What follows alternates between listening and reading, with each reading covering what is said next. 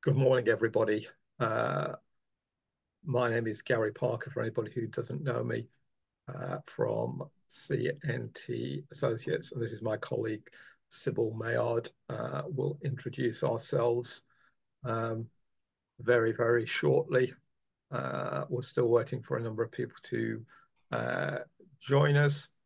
Um, this presentation is brought to you by CNT Associates and is supported and funded by Bexley Council's Talking Business programme, which is also funded by the government programme, the UK Shared Prosperity Fund. This is specifically aimed at businesses in Bexley who have joined the programme, but we have allowed others to join in the hope that they may join the programme if they're eligible. So we're going to start very, very shortly. If I could ask that you keep your mute button on during the presentation. We are recording this and it will be put on other platforms like YouTube, LinkedIn, and possibly other platforms. So please help us on that regard. Okay, we're going to start now. We've got a presentation for you, and this presentation will last about 30 minutes or so. Then we're going to take questions. I'll go through the agenda shortly. If you can load the presentation, Sybil, please.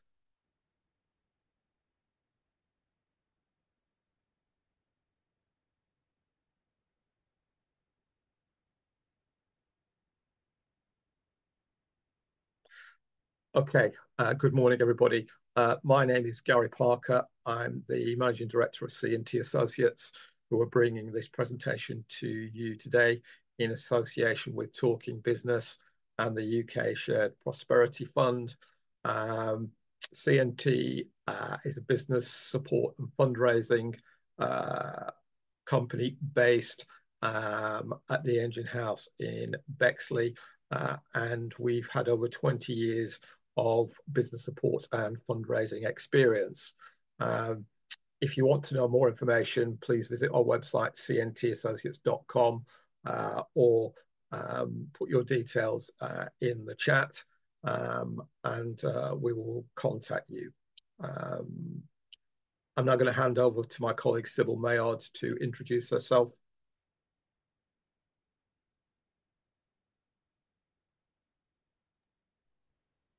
Hi everyone, my name is Sybil and my area is providing website design and development services to small businesses, primarily in the local area, but also in, outside local area and even abroad. And since starting my web design business, I've worked with a range of small businesses from a wide variety of sectors, including creative businesses, well-being organizations, consultants, etc. So I help small business owners to improve their online presence through better web design. And back to you, Gary. Okay, this is just a copy of the workshop outline. So we've just done the introductions. Sybil is going to handle the first part of the presentation and about e-commerce, introduction to Shopify, drop shipping, and then I'm going to look at funding for e-commerce businesses. And then after that, we're going to have a Q&A session, look at the next steps and any further questions from attendees. If you can go on to the next slide, please, Sybil. We're still waiting for some people to join us, but if it would help us if you could briefly introduce yourself, tell us who your business is, where you're located, and whether you're a startup or an established business, and what you would like to get out of the workshop today. So I'll start with Evergreen Care. Darren, if you're there. Hi, my name's Darren Latty. I am the coup of Evergreen Care. We are a charity and non-profit organisation working in adult social care. We have a variety of charitable and non-paid for and non-profit services. What we're trying to get out of this is a greater understanding ourselves in terms of tech, online presence, and commerce. Thank you. Thank you very much. Ira Chen is next.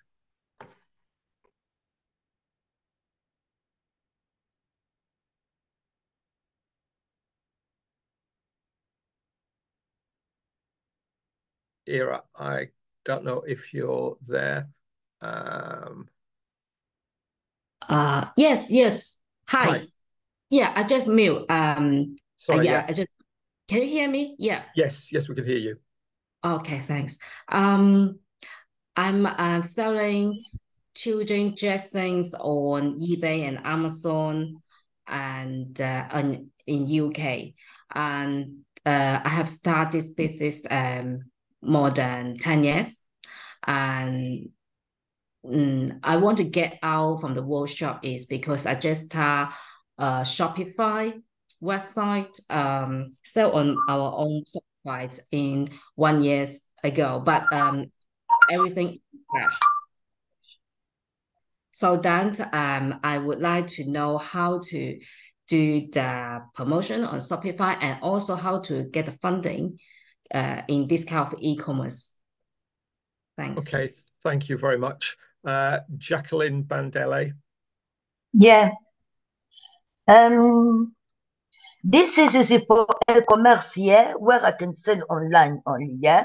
Yeah. Yes, yeah. For now, I think I will sell a lot of things in online, like my brands of my sport, the name of my sport where I can put, but I don't know. Caroline will help me with that. I have already my name, but I don't know exactly what I will sell, but I need the advice because now I need to start. Yes.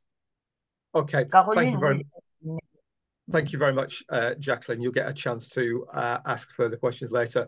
We've just been joined by Yvonne. Yvonne, if you can briefly introduce yourself, tell us about your business, whether you're a startup or established business, and what you'd like to get out of the workshop today.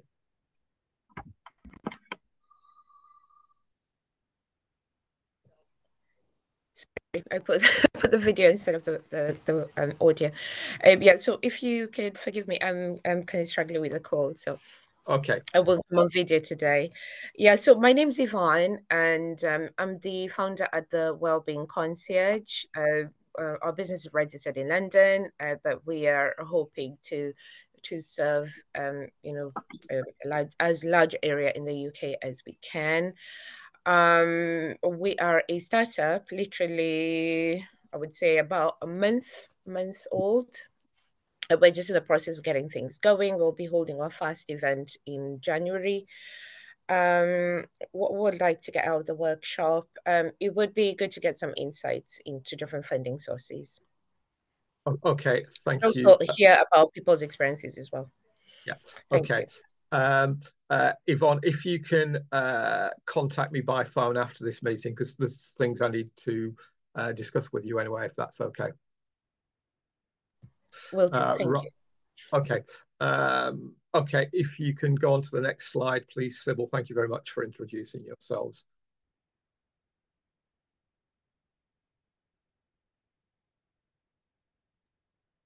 So thank you, Gary, and I will be doing the main parts of the first part of the presentation, which is all about e-commerce.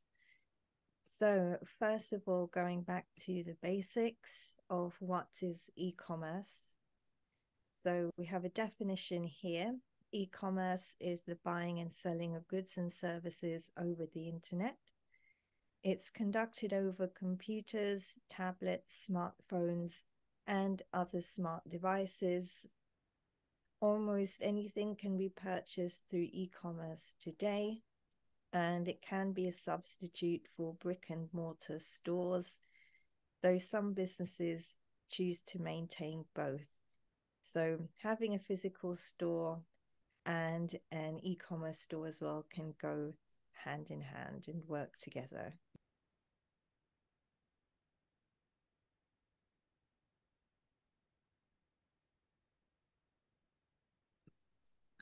So on this slide, we have types of e-commerce, and your business would usually fall into one of these 4 categories.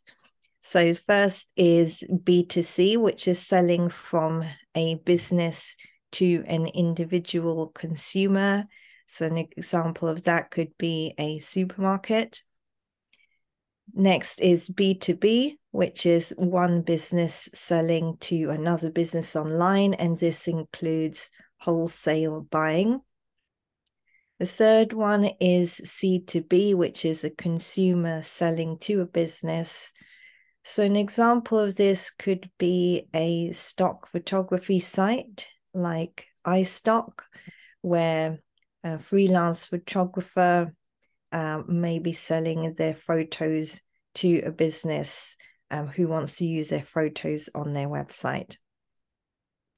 Then lastly, we have C2C, which is consumers selling to one another, and examples of this are eBay, Etsy, and Facebook Marketplace. So there are many benefits of having an e-commerce store, and here we're listing a few of them. Firstly, low overheads. There's lower costs than running a physical store. Your store is accessible to customers 24/7, so even whilst you're asleep, your website is working to get those customer inquiries and those orders in. You can manage your business from almost anywhere in the world as long as you have a compatible device and an internet connection. You could potentially reach an international audience, or at least you can reach an audience which is outside of your local area. It's much easier to track analytics and customer behavior. So there are tools like Google Analytics, which allow you to understand who is browsing your website, what regions they're coming from, geographical regions, what devices they're using, how long they're spending on your website, etc.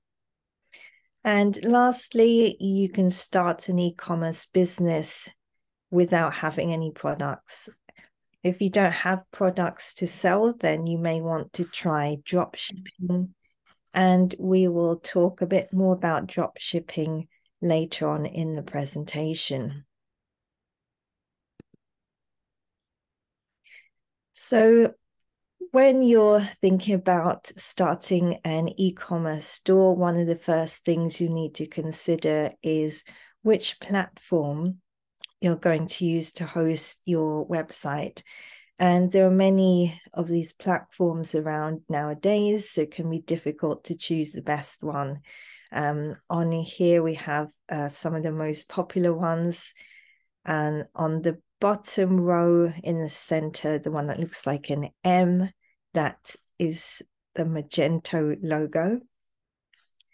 And when you're thinking about the platform to use, then some things you might want to consider are the cost of the platform, the features it's offering, and how those features meet your requirements.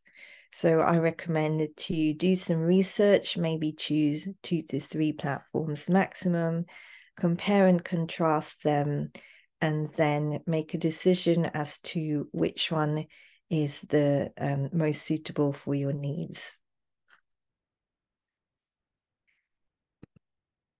So we're going to talk about a few of these platforms today. We can't go through all of them, but we'll give you an overview of some of the most common ones. So we'll begin with Shopify. And what is Shopify? It's a complete commerce platform that allows you to sell in multiple places, including online and in person. And it was founded back in 2006, and today millions of businesses in more than 170 countries around the world have made over $444 billion in sales using Shopify. So Shopify is a huge platform, a very popular platform, and it's powering more and more businesses every day. And here are a few benefits of using Shopify. You don't have to worry about upgrading or maintaining software or web servers. All of that maintenance is already taken care of for you. You can customize your themes, and the themes give you many different options, and you don't need to edit any code unless you know how to and you want to do that, but it's not necessary to know how to code. You can manage your Shopify site from any laptop, desktop, smartphone, or tablet. If you don't have products yet, you may want to try drop shipping, as we mentioned earlier. There's a feature called Shopify Markets, which allows you to sell to international markets. You've got thousands of apps to choose from in the Shopify App Store. So when you first create your Shopify store, you have everything you need to start selling. But there's always cases where you would need extra functionality, and that's where the apps come in very useful. So there are both free and paid apps to choose from, and there are many different apps for all different requirements. Shopify has excellent marketing and SEO tools. And finally, you've got a support team which is accessible 24/7, and you can reach them via email, chat, and via the community forums. So help is always close at hand. And here are a few examples of businesses that use Shopify. Many large companies also use Shopify, including Gymshark and the Cambridge Satchel Company, as well as musicians like Beyonce, Adele, and Rihanna, who use Shopify for their own personal brands. So Shopify is suitable for both large and small businesses. So no matter the size of your business, then Shopify offers a plan that's suitable for you.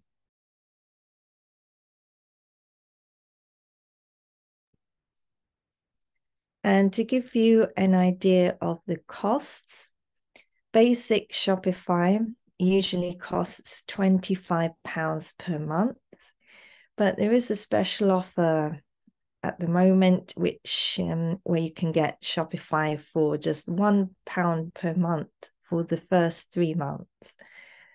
Or another option is if you contact us about setting up an unlimited trial store, we can do that for you.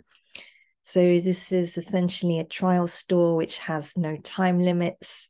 So you can use it to create your store, upload your products, and anything else, exploring the platform for as long as you like, and you won't you won't have to pay any hosting fees until you decide to launch your store and go live with it.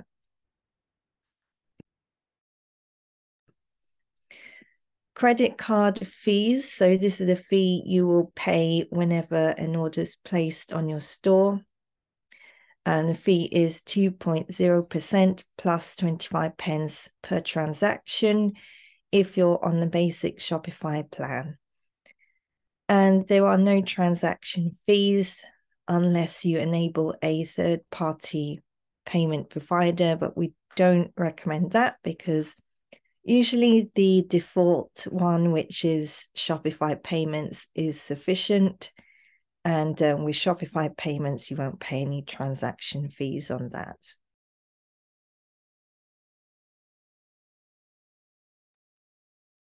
So we will now go on to the second platform we're going to talk about today, which is WooCommerce. So you might have heard of this one. It is a free WordPress plugin. So if you own a WordPress site and you want to convert it into an e-commerce store, then WooCommerce is the plugin to use. So WooCommerce is highly customizable, so you can do almost anything with it if you know how, and much more flexible than Shopify. And there are hundreds of extensions and themes available from the WooCommerce marketplace. So, and the fee for processing credit card transactions is 1.4% plus 20 pence. And that's with the payment provider called Woo Payments. And one of the things you need to remember with the WordPress website is that unlike Shopify, where the maintenance is taken care of for you, with WordPress, you have to manage this yourself usually. So on a regular basis, you need to update the WordPress software and plugins and themes, and it's a good idea to take backups as well. So that's a kind of downside of using WordPress, but I see it as a very small downside compared with the benefits. So I still highly recommend WordPress because it's a very flexible and customizable platform.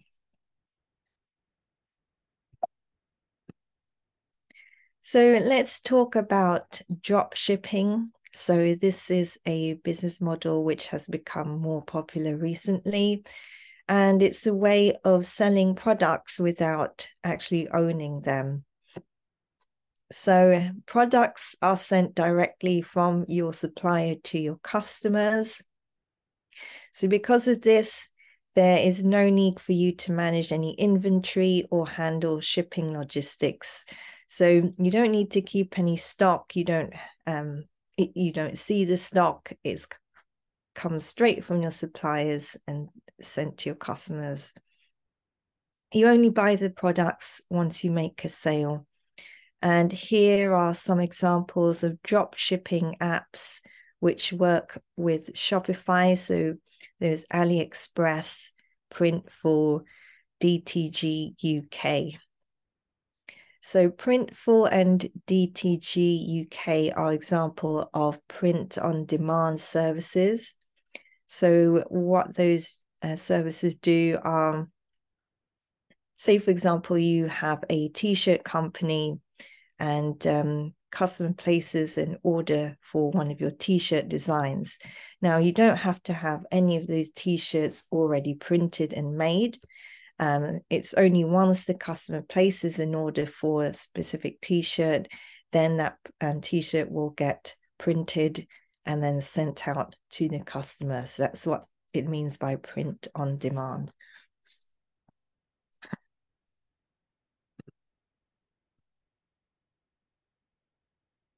Then so go back a bit. So then there's 4 steps as shown on the screen there. So the first step is the customer places an order on your store.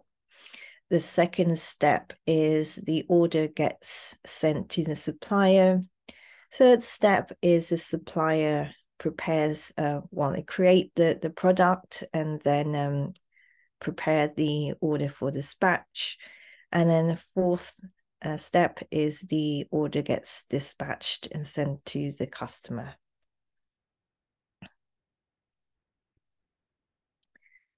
Then a bit more about drop shipping, on how to find drop shipping suppliers. So if you follow these steps, the first one is to do your research. That's very important. So research online about different potential drop shipping suppliers. Secondly, contact manufacturers and distributors. Thirdly, attend trade shows and exhibitions. Fourthly, consult with local wholesalers or distributors. And the fifth step is to verify their credentials. So do some checks on them, look at their customer services experience, whether they have any reviews, and so on. Okay, so that concludes the first part of the presentation. I'm now going to hand over to Gary, who will talk about funding for your e-commerce business. Thank you. Okay, thank you for that, Sybil. Why do you need funding? So I'm going to start by stating the obvious. You need funding to help you support the development of your project and make it operational. If you can't afford it, grant or other funding support can help you facilitate your project. There are other forms of finance too, loans, crowdfunding, angel investments, which we're going to look at briefly. And there are also a range of potential funders that may be able to provide support. If you can go on to the next slide, please, Sybil. There are different types of funding. These include grants. Grants are non-repayable.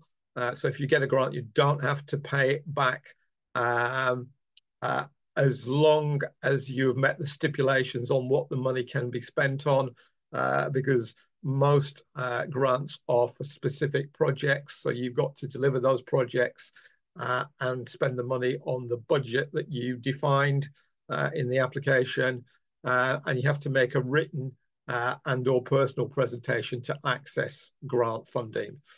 The difference between a grant and loan is quite simple. You don't have to pay a grant back. You obviously do have to repay a loan. Loans are repayable sums of money for a project or business.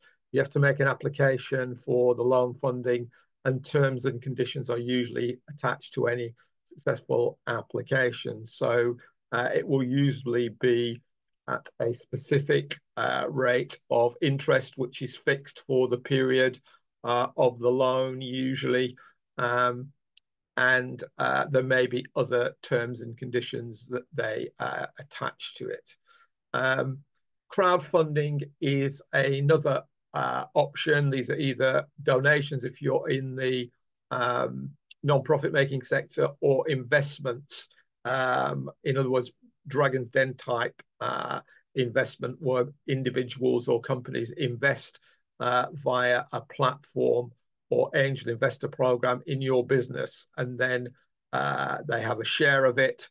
If your business thrives, then obviously that's worth something. If it's not, their funding may be in jeopardy. But again, with crowdfunding, there are a lot of terms and conditions, and you should do your research on that. A good platform for that is crowdfunder.co.uk, crowdfunder.co.uk.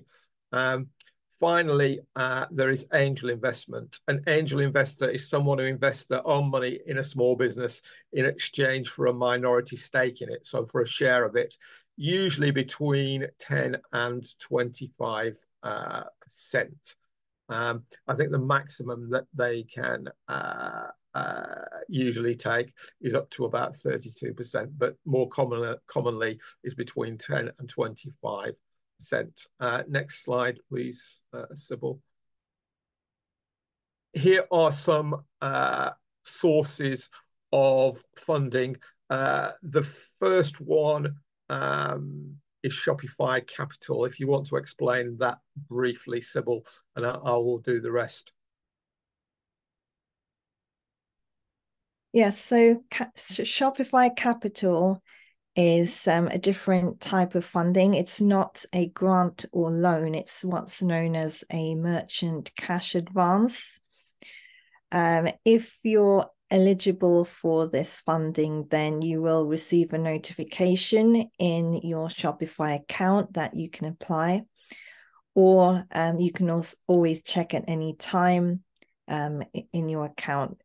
So the way it works is you will apply for a lump sum of money, and if you are approved, then you'll receive the funding quite quickly. It says on their website in as little as 2 business days. And you will then start to repay the money as soon as you start making sales. So the amount that you repay depends on the sales that you make. So the more sales you make, the more you pay back. If there's a day that you don't make any sales, then you won't pay back any money that day. So it's calculated on a daily basis.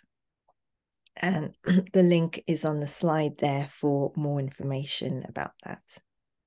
Okay, thank you for that, Sybil. The next site I want to focus on is called UK Research and Investment, UKRI. That is all government funding on one site, basically, and there is a link there to apply for funding. I'm going to mention that more in a few minutes.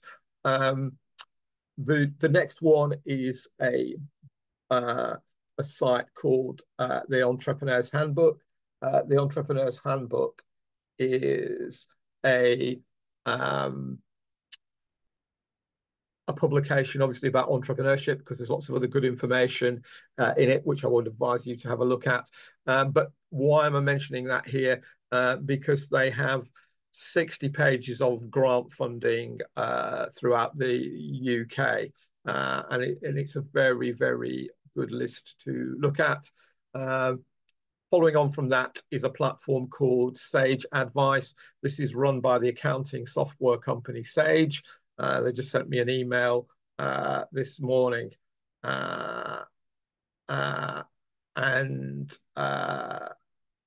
We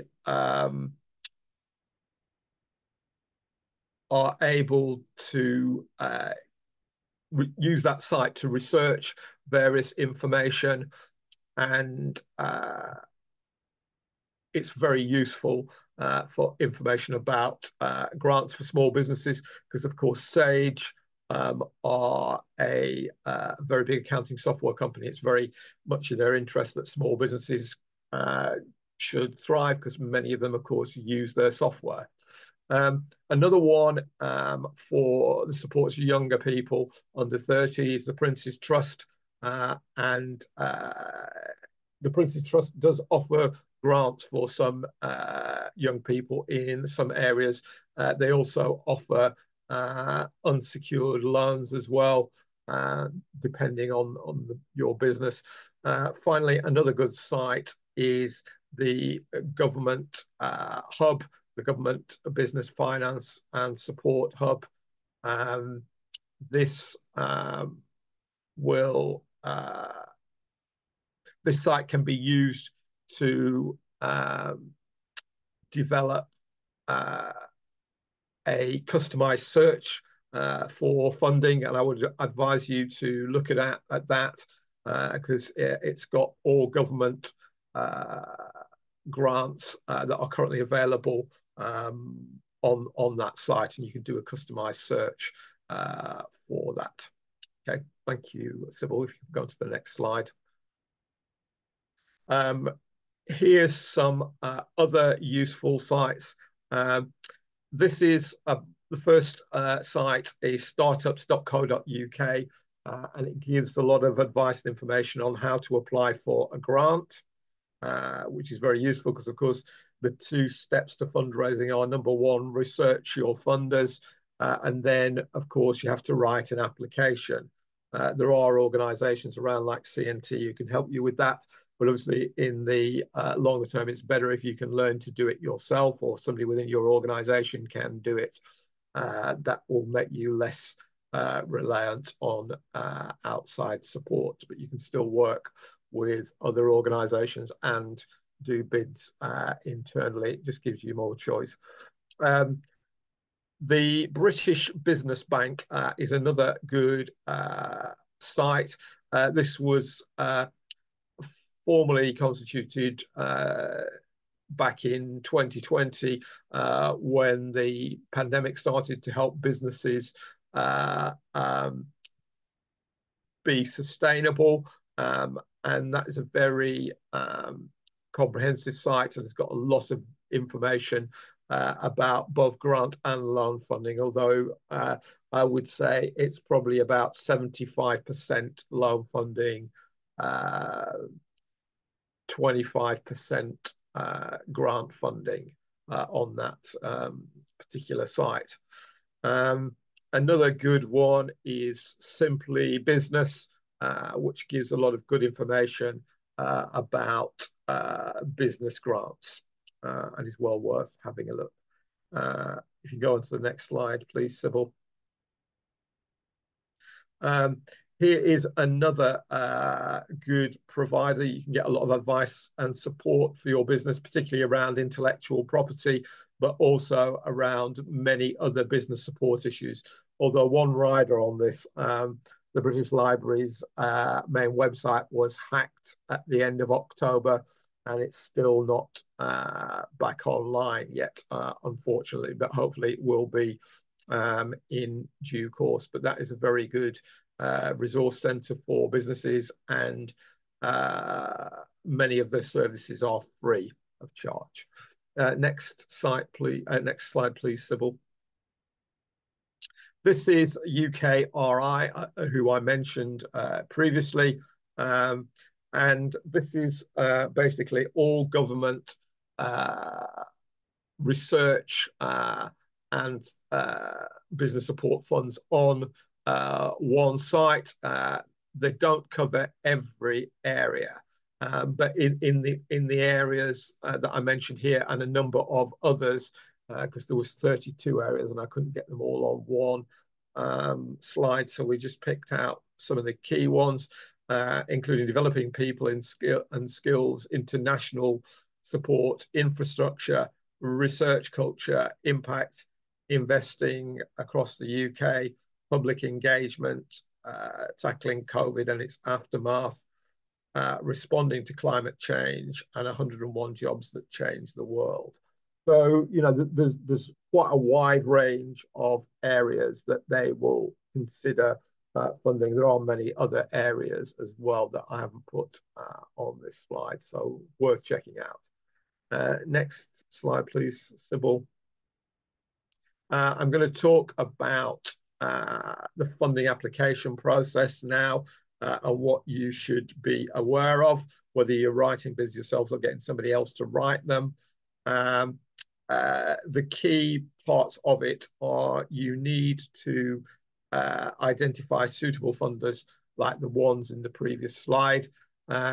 You also need to apply to a range of funders. First-time success is hard to achieve, though it's not impossible.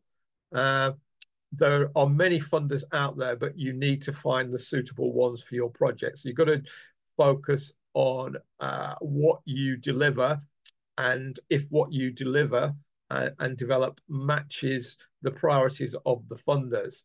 So if you're a childcare organisation, there's not a lot of point in going to an organisation that funds construction training, for example. You have to match it as close as you can with funders that align with what you deliver, and you need to do your research to find that out. You need to consider why you need funding and what for. I always say to people, your fundraising strategy should come out of your business plan. You need to decide where your organization is going and look for the funding to support that. Don't just chase money, because that can easily rebound on you. And if you're a charity, there's a lot of regulation about veering off from what they determine is your primary purpose. So you need to be very focused on that. You might need a business plan, or a pitch deck, or a business model canvas, which is one of the things that we are using on the Talking Business program in Bexley. And depending on what you do, possibly some policy statements, like, for example, or documents, like, for example, if you are a health and social care organisation, you will need a safeguarding policy and health and safety policies and a number of others, depending on the nature of your business. You will need to write an application that is clear and succinct, and that anybody who is not familiar with your business or project can understand. So put yourself in the shoes of the funder. Even if, for example, you're a childcare organisation and you're putting it to a childcare funder, the funder understands childcare and the issues around that, but they won't necessarily understand you, your business, your organisation, or your local situation, or the area that you may be wanting to cover. So you have to make that as clear and concise as possible. And so that, as we just said, that anyone who is not familiar with your business or project can understand it. And if somebody, you can test this out by giving it your application to a colleague to read.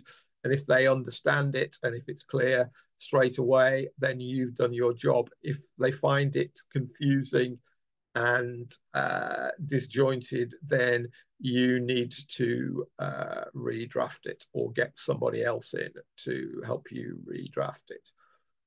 Okay, if you can go into the next slide, Sybil. Some tips about writing a successful funding application. Remember first, the gap between success and failure in this area is very slight. It's not an inclusive process. It's like a job interview. It's designed to exclude most of the applicants, because funding is always limited. So detail is important here. You need to get the detail right. You need to get it concise. As we've just said, get someone to proofread your work. If they understand it, you're on the right track. Many businesses fail for two reasons, and these are not complex reasons that bids fail. Two of the principal reasons are: number one, it's not submitted on time, because however good your application is, if you miss the deadline, then you're going to have to wait to reapply. It might be a short period, like a quarterly period, but it might be a year. So make sure you get the deadline for the application, and make sure it's submitted on time. The other reason is, and this was far more common than people think, is that organizations don't get a senior person in it to sign it or countersign it. Because, for example, with the lottery, you have to make a declaration. If you don't check that declaration box, then your application is invalid. Why is that? It's because there are always terms and conditions on grants, and if you're not signing up to them, then the funders will not fund you. And by not signing it electronically or checking the declaration box, then you are not agreeing to be bound by their terms and conditions, so they won't process it.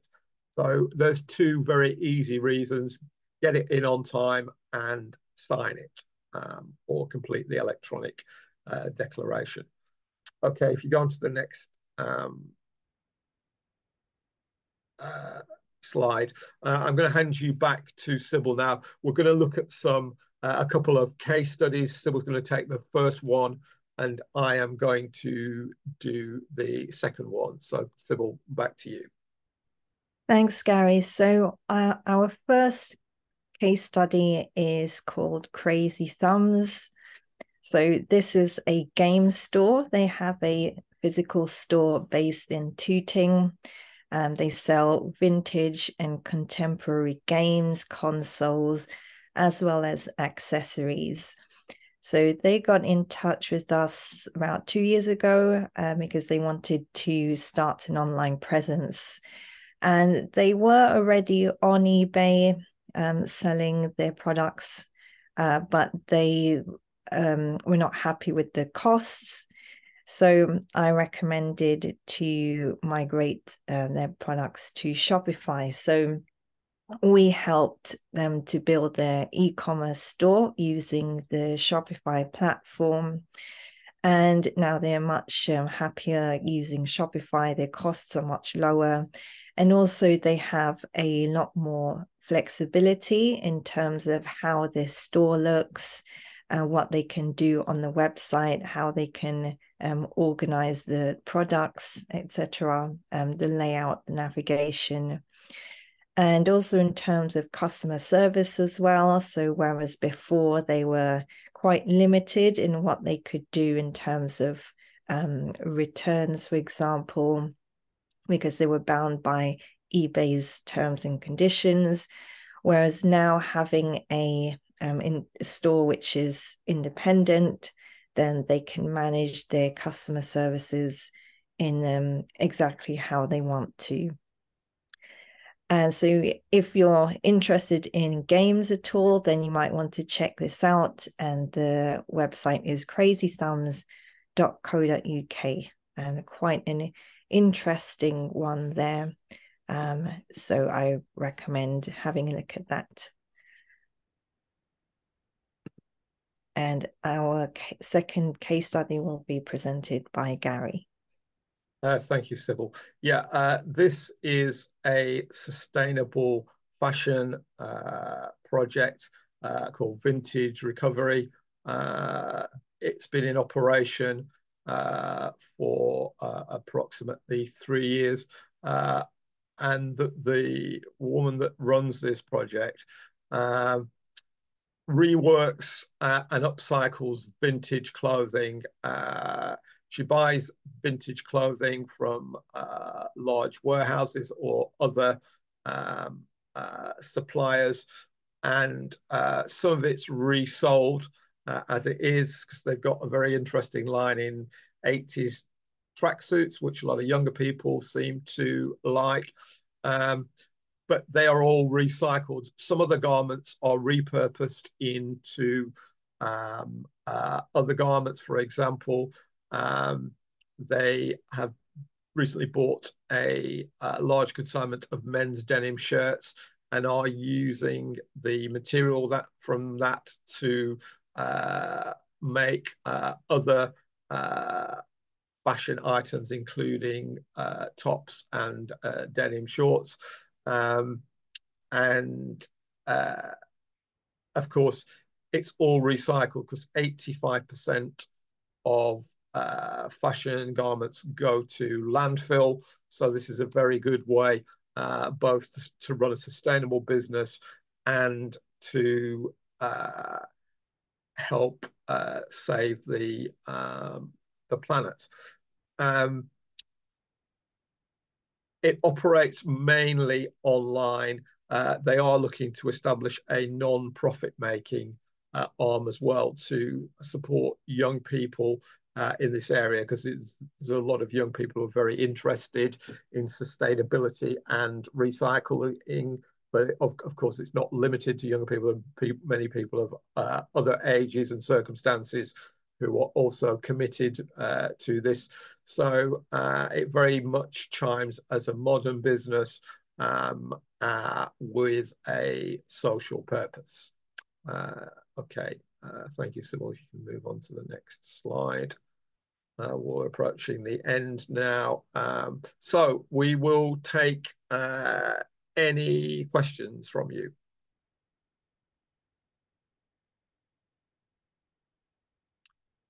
You can put them either in the chat or or just speak on screen if you wish.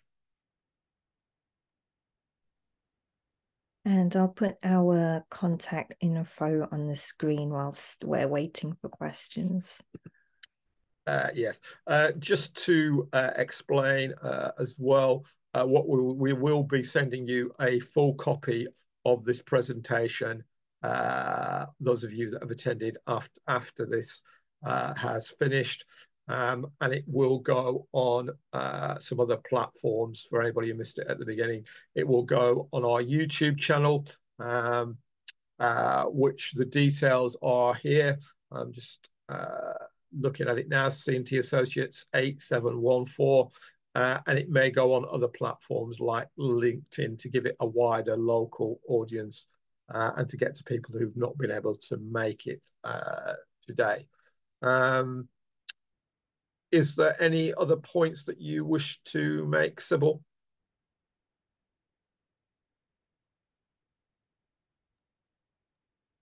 Yes, I thought I'd just mention some points to consider if you're thinking about starting an e-commerce store, or whether you have an e-commerce store already. And so things you'd want to think about are your target audience. So who are the ideal customers that you would like to buy your products or services, and your branding as well. Your branding needs to reflect the type of customers that you are trying to attract, and also your branding needs to be in line with your values as well. Other things are your budget. So how much do you have to spend on creating your online store, and also your skills. So think about whether you would be able to build the store yourself, or whether it's something you'd be thinking of outsourcing to an expert to do. And there's also marketing as well, which we didn't talk too much about. So once you have your e-commerce store up and running, it's very important that you work on your marketing efforts. So utilize different methods, including email marketing. So you can send out newsletters to your customers to keep them engaged, for example, letting them know about any updates, new products or services you're launching, special offers, competitions.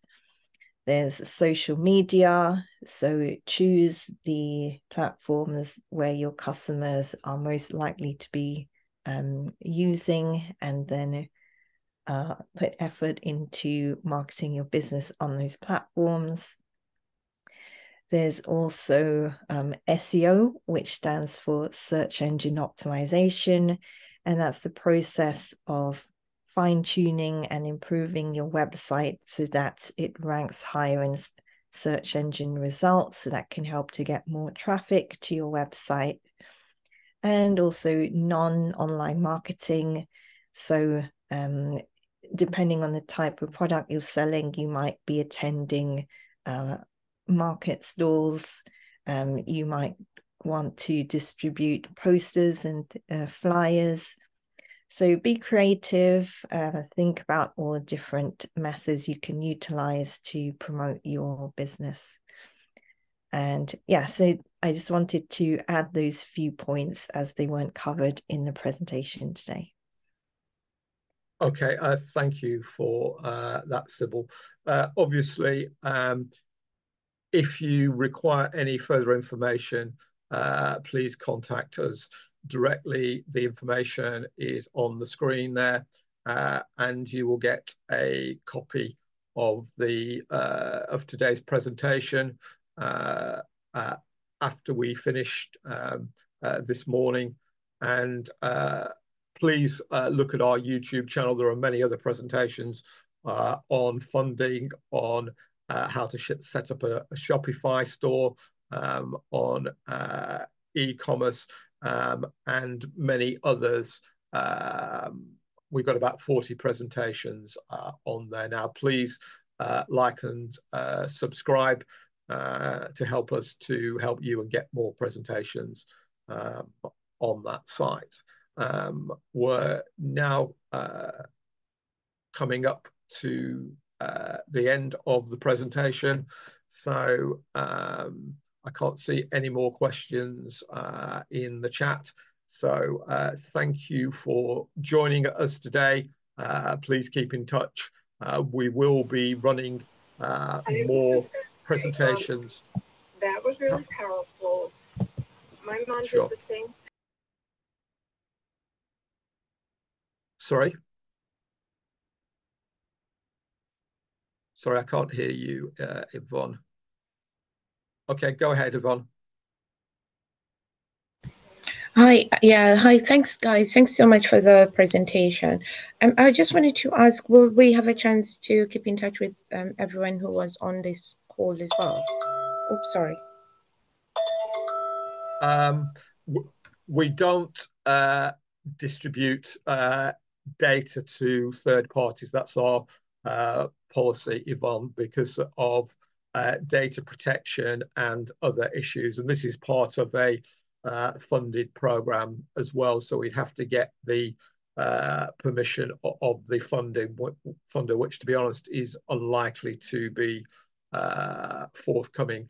If people wanted to put their details in the chat to contact you, then that was fine. But as an organization, we do not forward data to third parties for data protection reasons. So sorry about that. Okay, thank you. I will. I got a question. Go on, Ira. Go on. Yep. Regarding the Shopify, because the Shopify I already set up with the product inside, but currently I just don't know how to promote the Shopify store. So with the case study your company shares, can I just let your company to promote my Shopify and then to see how it works? And does your company provide this kind of service for the promotion of the Shopify, like increase the visibility of the website, like that? Sybil, do you want to respond to that?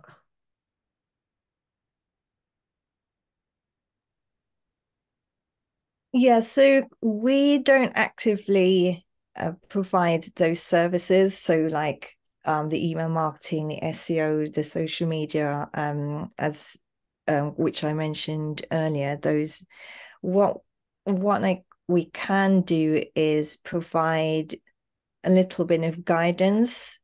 So I think the best thing to do is if you get in touch with us, we can give you a little bit of guidance on and a few suggestions on maybe which would be the best platforms or the best a sort of basic plan for your marketing.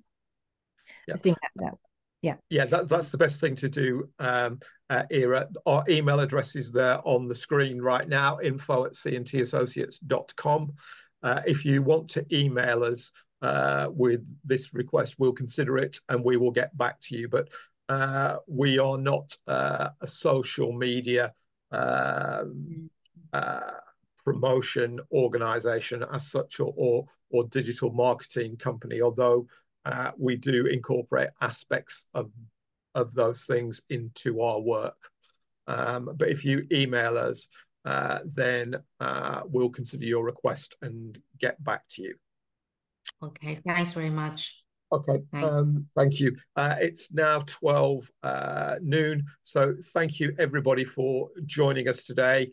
You will get a copy of the presentation, and this will be on our YouTube channel in due course. So please subscribe to it, and it will be there in due course.